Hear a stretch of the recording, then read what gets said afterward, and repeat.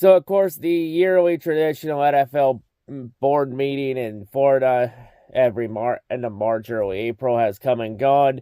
And normally when it comes to the rule changes, I've always saved that as the beginning segment for my Lions free agency recap videos the last couple years.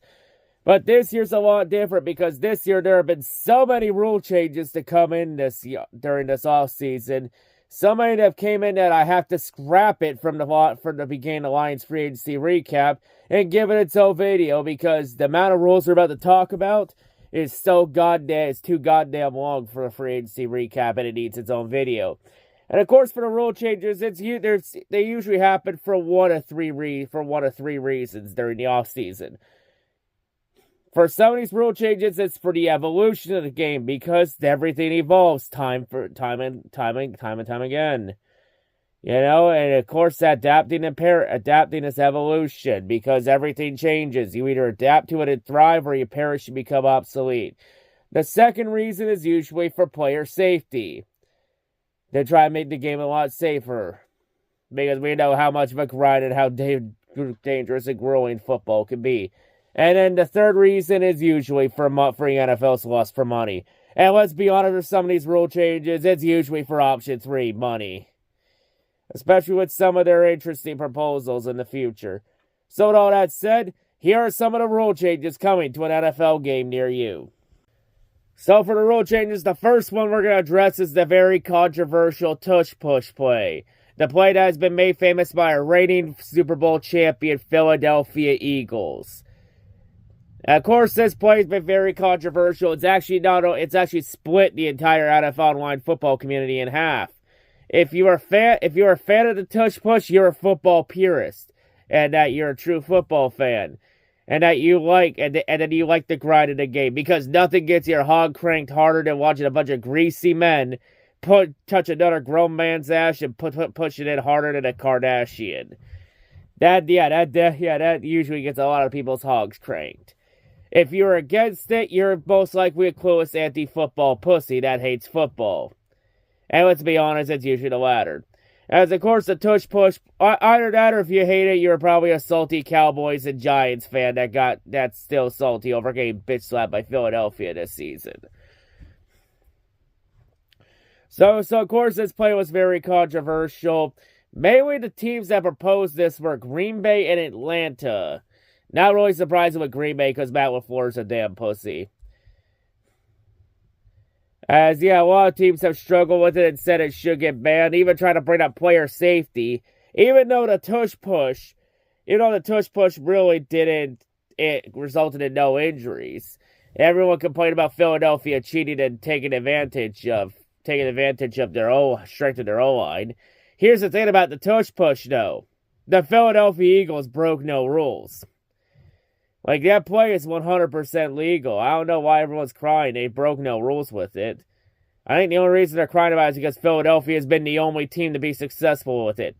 All I say is, hey, if you want to stop the tush push so bad, get good on D-line. Really good. There's only been one team in NFL that has stopped the tush push. And that was Tampa Bay in the playoffs a couple years ago. Of course, it came down to a vote for the tush push, and in the end, it was a 16-16 split. The tush push still remains legal to this day. However, they are shelving it. They are talking about revisiting this in the future. If Green Bay and Atlanta can get 8 more votes. Because they need 24 votes to make the tush push illegal. They only got 16. So they need a 75% vote, and they only got 50-50 split. Of the 16 teams that voted no to banning it, Detroit was one of the teams that voted no. As Dan Campbell said that they like to have the tush push legal. And that Philadelphia should not be punished for being a successful football program. And Dan even saying they like the challenge of having the game plan for it this year since, the Lions do play the Eagles this year. Now, of course, a lot of rumors saying Detroit's playing Philadelphia in Week 1 in Philly's home opener. But, of course, with all schedule rumors, you got to take it with a grain of salt. So the tush push is here, but question is for how long? Because knowing the NFL and how much of a clueless anti-football pussy Roger Goodell is, it'll most likely get banned because a lot of the NFL executives hate football. Now let's move on to the kickoff changes. Of course, last year we saw the brand new kickoff rules, which was the UFL rules. And of course, in terms of the new kickoff, it actually did its purpose right because it actually led to more returns and fewer injuries than the traditional kickoff. And for all the football purists crying about the new kickoff, all I say is keep crying. And keep crying and stop asking for the old kickoff rule. The old kickoff is not coming back whether you like it or not. Alright, this is the new kickoff for the future. Either like it or get the hell out. Of course, the NFL is trying to increase more returns and less touchbacks and less kickers kicking into the end zone. So the NFL has now decided that starting this year, touchbacks will now be moved from the 30-yard line to now to 35. So effectively, if you're in a 2-minute drill offense, all you really now need is like 25 yards just to even get in field goal range. So next to no effort. So, all I say is if you really want more returns on kickoffs, just have the kicker kick it at the fucking 30 instead of the 35. I mean, for the longest time, we used to have the kicker kick the ball at the 30. Like, just have him kick it further back. Like, honestly, this issue mainly started because the kicker's got damn good leg strength all of a sudden. But yeah,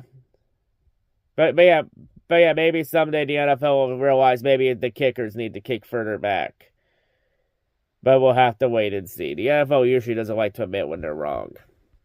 And now it's time to address the overtime rules. Of course, we all know about the overtime rules getting changed after the 2021 playoffs. Mainly because of Bills fans bitching and complaining that they didn't get a chance to get the ball in overtime against the Chiefs in a very thrilling game. Even though the Bills couldn't stop a 75-yard drive when it mattered. Bills fans even trying to go as far as blaming the coin toss. When the coin toss isn't the reason for winning games in overtimes. It's usually defense and strategy. Let me just say this to the Bills fans and everybody else crying about that a couple years ago. If your defense can't stop 50 yards in 13 stop a 50-yard drive in 13 seconds, you don't deserve to win, period. But of course, a lot of people don't like to use common sense in this community, so they whine and cry and bitch like a bunch of little brats until they get their way. And of course, after we saw the rules change in the playoffs, we all knew it was a matter of time before the regular season overtime rules got overhauled, which it does. Which now the rules have changed for regular season overtime. As now for the regular season, both teams are guaranteed to get the ball at least once. Unless one of two scenarios happen. Either A, the team that we get a defensive score on the opening drive, or B, if the team that gets the ball first possesses the ball for the entire 10-minute period. And oh yeah, it's still one 10-minute period. Let me just say this to the NFL though. Like, I have no problem if you want to go with these overtime rules, but if you're going to give the ball to each team at least once, then why the hell is overtime still 10 minutes instead of 15? Instead of one 15-minute period? Because if you get the right teams in overtime, you're going to end up with situations where a team like Detroit, Kansas City, or Philadelphia are going to hold the ball for 8-9 minutes before kicking a field goal or getting a touchdown and leaving the opposition with next to no time to respond. Yeah. But hey, at least more football in overtime. But yeah, still, maybe the NFL will change it by someday. All I say for these new overtime rules is, with both teams being guaranteed the ball at least once and it still being 10 minutes, all I say in 2025 is prepare for more ties. That's all I gotta say. Who knows, Detroit may end up having a game ending a tie or two this season. What time will tell. Now the next rule change we're going to address is involving the Christmas games. Of course, we all saw last year how the NFL did on Christmas, and well, the NFL completely bitch stomped the NBA on Christmas, destroying them in the ratings. I mean that's the difference when the NFL games are on streaming services, and all the NBA games are on national television. especially since, cutting the cord has become more popular through the years, and streaming is becoming the way of the future. I mean, just look at the ratings. They don't lie. Like the closest NBA game that got the closest amount of ratings to the NFL was the Lakers versus Warriors game. And that game didn't even break 10 million viewers. While the NFL averaged 24 million viewers for both their games. And of course, the NFL is going to continue the tradition of on Christmas. Because LeBron James and his Bronzexuals, they can bitch and complain and say that Christmas is the NBA's holiday. Bitch, it ain't your holiday no more. As it clearly was shown in the ratings, the proof is in the pudding. The Christmas is now the NFL's holiday, whether you like it or not. As the NFL has successfully come in and bitch-slapped the NBA out of Christmas. Yep, how the NFL stole Christmas with 24 million viewers on streaming platforms. I mean, on one end, it makes more sense. I mean, the football now is the great escape to escaping all your annoying family members. Because why watch a bunch of skinny people chuck a bunch of three-pointers when you can watch a bunch of greasy men duke it out in football? Of course, locked behind a paid streaming service, of course. And the NFL will continue that tradition as now there will be 3 games for NFL on Christmas. 2 on Netflix for the early in the day, and then a night game on Amazon Prime. So yeah, 3 games on 2 different streaming services. And those streaming services are the 2 most popular ones in the world of Netflix and Amazon Prime. So all I say is LeBron James can be salty as hell all he wants. It's the NFL's holiday whether he wants to admit it or not. All I say to the NBA is if you ever want to get your holiday back, put one of your games on a streaming service, and maybe, just maybe, you might have a chance to beat the NFL in the ratings. There's a main reason why NFL bitch slapped you in the ratings. Look at where their games were compared to yours. That should answer your question easily. Now, the next rule we're going to address is the flexing for Thursday night football games. Of course, the old rule of flexing is you had to give teams a 4 weeks notice if they were getting flexed to Thursday night or not. And of course, last year we actually saw a Thursday night football game get flexed in, with that being that Chargers and Broncos game late in the season with playoff implications. Of course, Thursday night football, though, is very controversial in the fan base. Some fans like it, some tolerate it, a lot of people hate it, because it's detrimental to player safety when they only get 3 days rest to prepare for a game. Well, in the end, Thursday night football is staying whether you like it or not, especially with Amazon Prime coming in to take over for it. So, of course, the NFL has made some tweaks to the Thursday night football flexing. As now, instead of a 4 weeks notice, they will now give teams up to a 3 weeks notice if they're getting flexed to Thursday night football. And the flexing for Thursday night football, it only applies for weeks 13 through 17. So mainly any December games that could have playoff implications. Sadly for these Thursday night flexing rules, this will not affect the yearly slot fest between Tennessee and Jacksonville. That tradition on Thursday night football will continue to live on, unless the NFL's conscience comes into play. And of course, if you hate Thursday night football games, well, we're probably going to see more Friday night international games after we saw the success of Brazil last year. As of course, that leads us right into our next topic about international games. Because you think it's just Germany or London we're sending the shitty teams over to now? And of course, sending the good teams to Brazil? Well, get ready, we're having more international games on the schedule.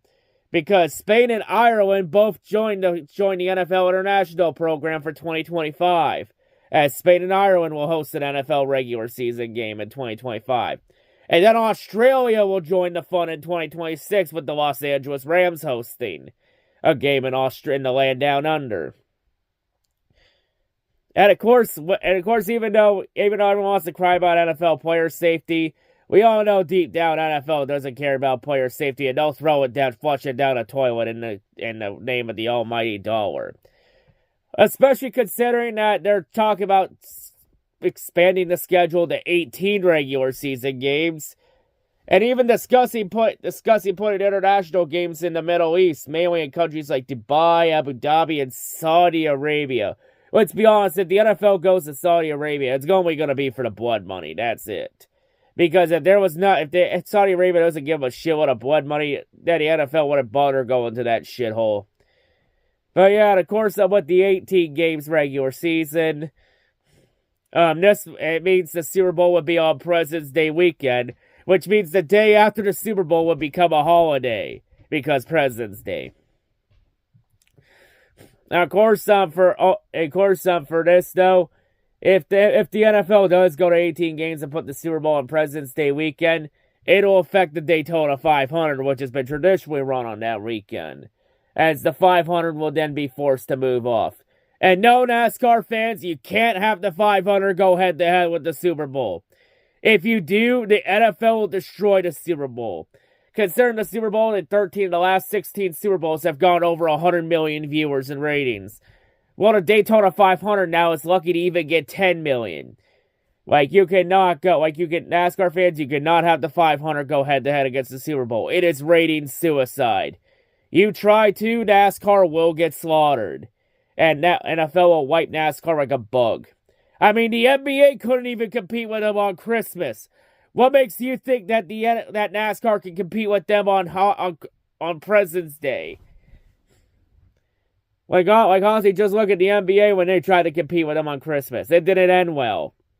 I don't know, maybe if you put the 500 on a streaming platform instead of Fox, then maybe you would have a chance, but I seriously have my doubts. So the next rule change we got here, it's going to be about the first down measurements. As of course with first down measurements, it's the end of an era. Tradition has died here. As of course, the chain gain is no more, as the chain gain will now be relegated to a secondary role and more of a backup option. And starting in 2025, the NFL will now be adopting the Sony Hawkeye technology for first down measurements when it becomes borderline or very close. So the chain gain era is over. And we all know why.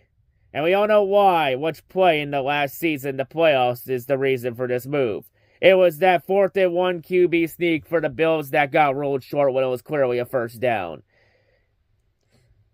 Even though if the TV coverage spotting was borderline for it, the NFL deep down wants to make sure that doesn't happen ever again. It will probably result in more ref ball, but who knows?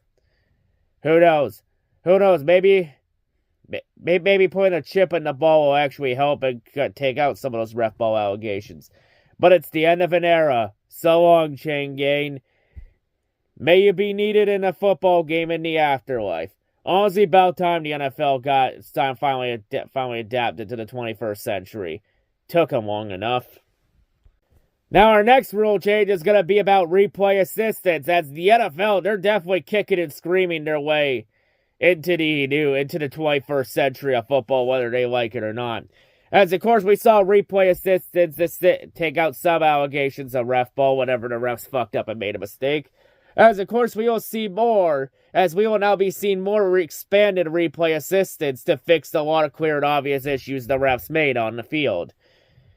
However, though, in theory, it's a good idea to expand it, and help the refs out in case the refs make a bad call. Because at the end of the day, the refs are as human as all of us, and they will make mistakes. The sad part is some of those mistakes could actually dictate the outcome of a game or two. As even though the expanded replay assistance in theory is a good idea, there are a lot of flaws to it. Mainly, one of those flaws is they won't add penalties that aren't called on the field, which will probably lead to more on-field shenanigans. And also, will the new expanded replay assistance prevent reversals like those half-assed pass interference reviews we did a couple years ago? Alright, but in spite of all this, though, the NFL still won't add a sky judge for this replay assistance. All I say to the NFL is, if you want to really get rid of all the allegations of ref ball, use a sky judge. The UFL does it, and it works for a fucking reason. Same deal with the college. Use it, goddammit. Use it, and the ref ball allegations might stop. But I know one thing that the replay assistance won't overturn in this whole situation, and that'll be the NFL continuing to crack down on our next topic, taunting penalties. Because, oh no, we can't have players taunting each other. You gotta think of the children. Oh, won't somebody please think of the children? Yes, please, think of the children. We can't have players staring and pointing at each other or shooting guns up into a crowd.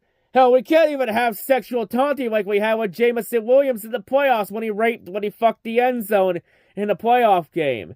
Also, sexual taunting. That would honestly be kind of a kick-ass name for a fantasy football team. Hell, I think I might have just found my next fantasy football team name. But seriously, think of the children. They got scarred for life watching J-Mo rape the end zone without getting the end zone's consent at Ford Field. All I say to J-Mo is I hope you're wearing a condom because the next thing you know, Ford Field will become knocking at your door in 10 months and be like, boom, this baby is yours. But seriously, we need to think of the fucking children in this situation.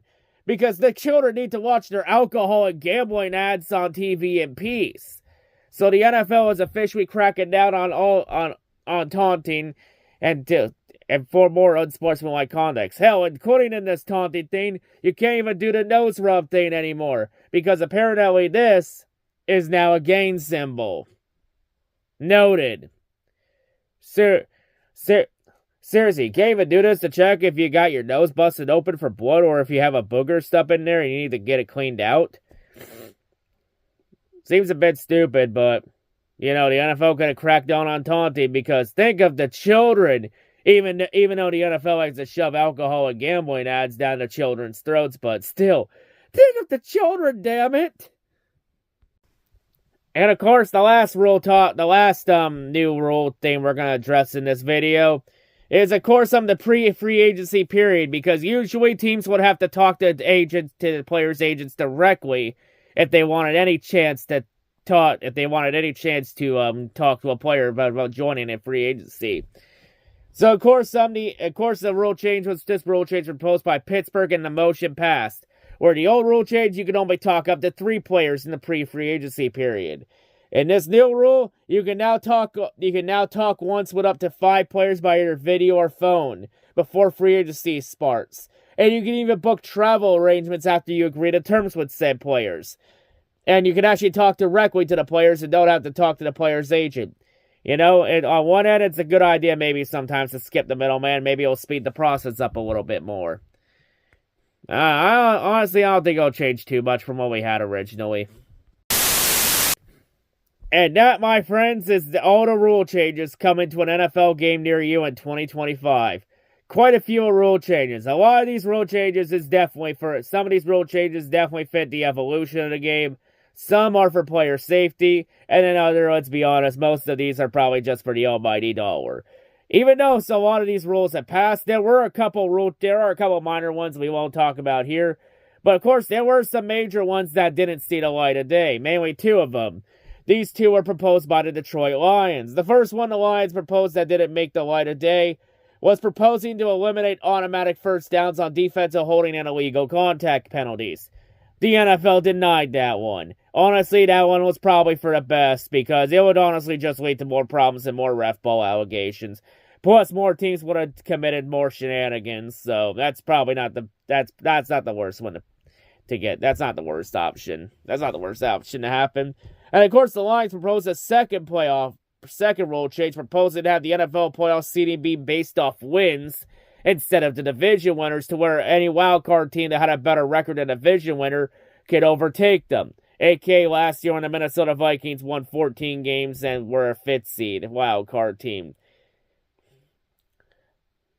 And of course, the NFL denied that one, as tradition still lives on for playoff seeding. The odd part about that rule change is that the NFL pushed Detroit to propose it, only to get denied anyway. Which makes me wonder, what was the point of the NFL pushing Detroit to propose that rule? It was going to get denied anyway. Just kind of seems like a waste of time and just to make Detroit look stupid in a way. But even though it has been denied for now, the NFL has said this topic could get revisited in a future meeting in the future. And also, one thing I have to say to Lions is, why the fuck are you trying to sympathize for Minnesota because they won 14 games and didn't get a playoff, that they only got relegated to a 5th seed wildcard team? Like, honestly, why the fuck are you catering to Minnesota's incompetence?